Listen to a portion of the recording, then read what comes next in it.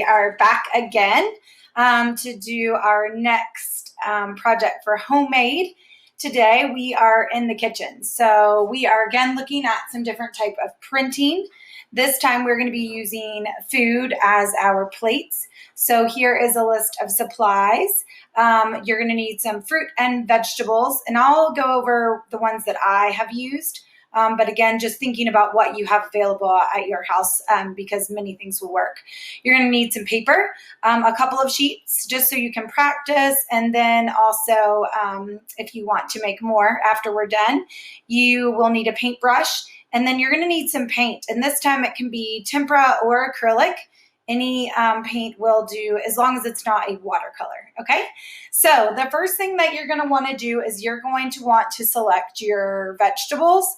Now, I am using things that I had around my house, and I'm also encouraging you to use just like the scraps so that you're not necessarily wasting the good fruits and vegetables that you have. So some of the things that I've used, and you might need help with cutting some of these as well. So just when you're thinking about prepping, if you are younger, you might need to ask an adult or an older sibling to help you out with this. So, but some of the fruits and vegetables that I am going to be using or would suggest: apples work great, lemons, bell peppers, and you can just use the tops of the bell peppers for that.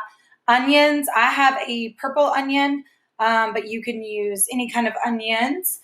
Celery, carrots, some okra.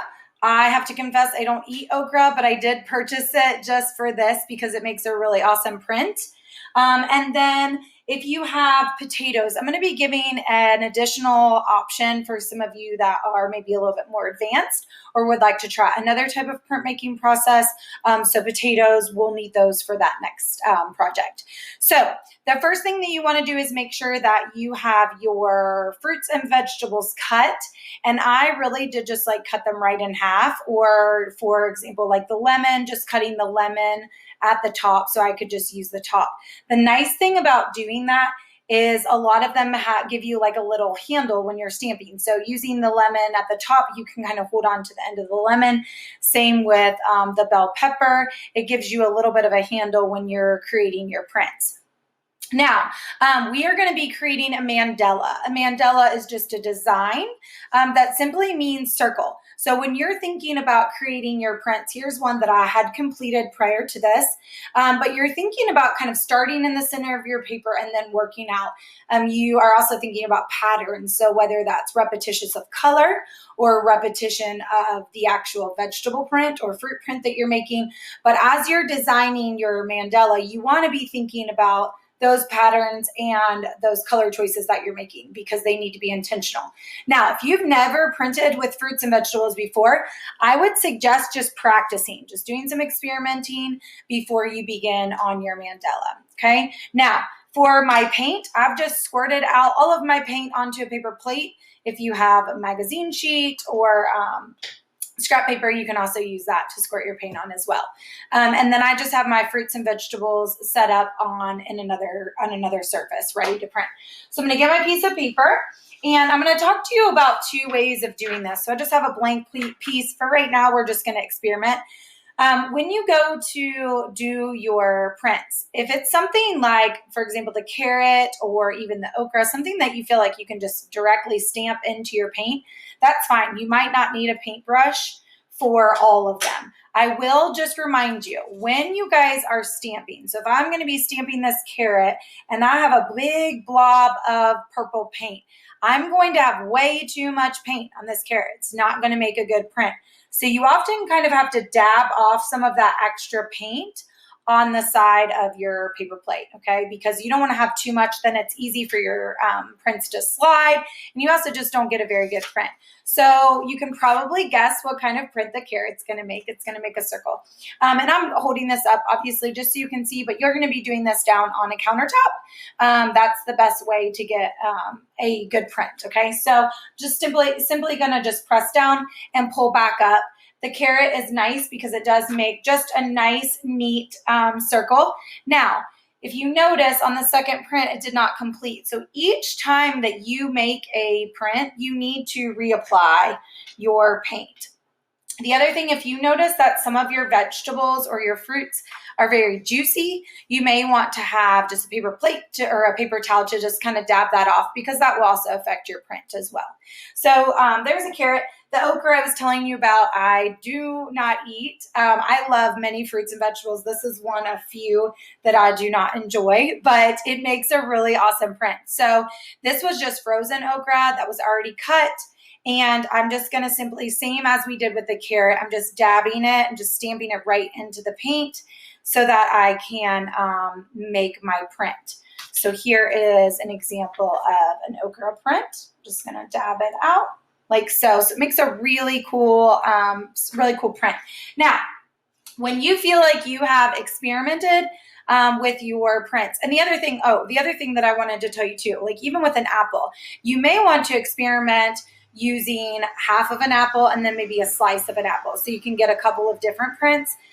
When you are using something a little bit bigger, like an apple, a lemon, bell pepper, even celery, something that is going to be kind of hard to apply just with stamping, this is when you're going to want to use your brush, okay? So you're going to just want to make sure that when you are, same kind of thing, when you're applying your paint to your fruit or vegetable, it does not need to be thick, okay? It really doesn't, especially because these fruits and vegetables are already wet. They already have a juice. So you don't want it to be too wet, or else your print is just going to be it's going to be very easy to slide and not really pick up all of those details. So I'm going to kind of hold this down. And the other thing that when you're cutting these, you want to make sure that you have a flat surface. If you are cutting your apple and it's not flat, if you go to press it down on, let's say, countertop, it's not going to pick up everything. So if you very carefully pick up your paper and rub the back, that will also help you make sure that you get a really nice print of your fruit. But just be careful of doing that because it can slide. So when you feel comfortable and you are ready to begin your mandala, that's where you need to start in the center. So you've got your brand new clean piece of paper, and you're ready to think about creating your mandala in terms of your color or your print design. So I'm going to start with my celery. Now, I did bundle my celery. If you actually use the celery heart, if you just cut off the individual celery stalks and then you have the heart, it makes a really, really awesome print. I unfortunately didn't have a celery heart at this time. It really looks like a rose or a flower. So you may even want to just try that as an individual print too. So I've got my celery. Now I have a little bit of blue left on my brush. In this case, I'm not going to rinse it off. You can, if you want to make sure that you have a clean brush, or if my colors necessarily wouldn't mix well, then you want to make sure you have a cup of water aside so that you can make sure you get a nice clean print. So I'm going to, for my mandala, I'm going to start in the middle of my paper. Now my paper is rectangle, so if I wanted to get really particular, I could cut my paper into a square so that I can make sure I get a nice symmetrical print. A rectangle is kind of hard to manipulate. So there's my center. So when you're doing your mandala, that's the way you want to start. You want to start with your center print and then start working around. So if I chose, let's say I'm going to do my carrot, and this time I'll stick with purple actually. So remember, just if you're stamping it, you want to dab any of that extra paint off. And then you're just going to start going around your print, okay? So let me reprint that one.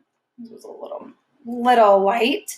You're just going to go around. And this is how you will create your mandala, starting from the center and then working around that center object. And I would just suggest doing it all the way. Fill up your whole paper. Even on mine, I had some where they kind of went off of the page, and that's okay.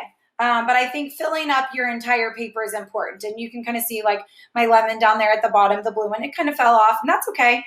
Even over here, I had a couple of them go off the page. But just really utilizing your whole space is really important.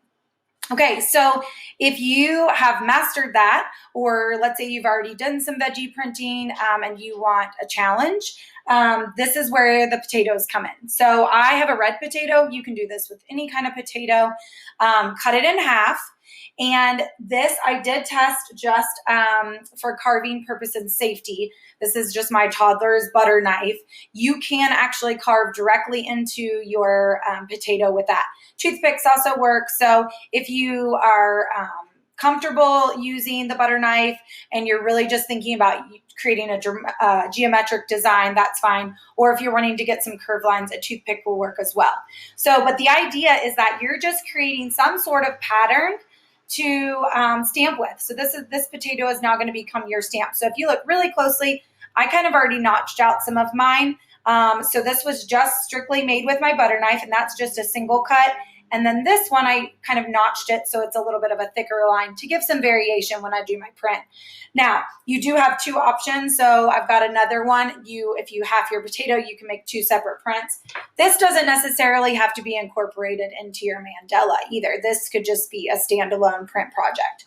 So just for fun, let's see what this print's going to turn out like. I'm going to put some purple onto my potato. And again, the only area that's going to be printing is the raised area. It's the relief print. So I'm going to not be concerned about the space in between. I'm going to take my paper and I'm just going to work on my Mandela paper that I had set aside. I'm going to place my potato down and just make sure you rub the back. And then you peel your potato up. So that made a really cool, almost looks like an Easter egg, but that made a really awesome print. So again, if you are interested, you can be as creative as you want with your potatoes. I hope that you have enjoyed our homemade version in the kitchen, and I will see you again next week. Take care.